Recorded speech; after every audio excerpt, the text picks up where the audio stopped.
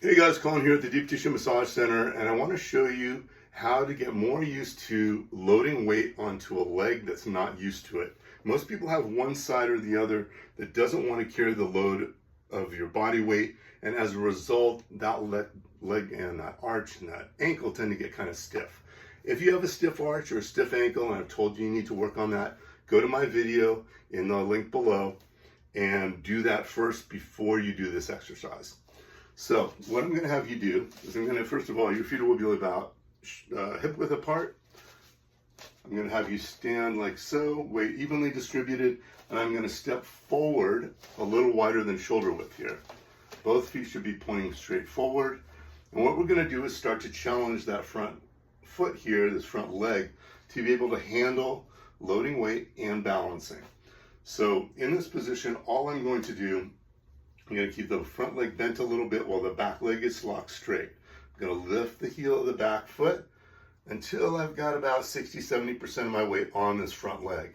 Now for some people, you might start to experience balance problems already. If that's the case, keep this leg as a kickstand to help you with balance and get used to this until you can hold this for 30 seconds without feeling like you're going to fall over.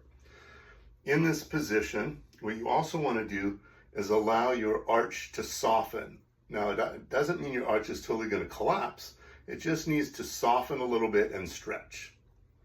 The other thing we want to do, and I'll show you this from the front, let me move back a little so you can see this better, is that my weight is onto this leg, my arch is stretching, and what I'm going to also do is let my front knee come forward a little bit and in just a little bit. That's the normal movement of the hip that we want to accentuate because that allows the arch to then stretch.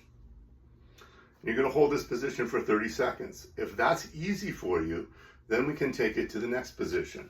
And that's just more of a balance challenge here. And all you're going to do is, again, get into that position, knee a little forward and in just a little bit, letting that arch stretch but not totally collapse. And I'm going to bring this back leg up and I'm going to balance on that front leg. Now when you're balancing, it's very important that your hips are parallel with the ground.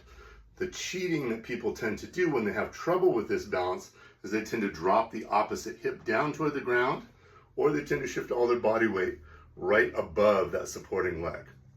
The other thing they tend to do is grip the ground with their toes. So if any of these are problematic for you, go back to that kickstand position where you can use the back foot to help you balance and get used to balancing on that front leg without gripping the toes and without that pelvis tilting one way or the other.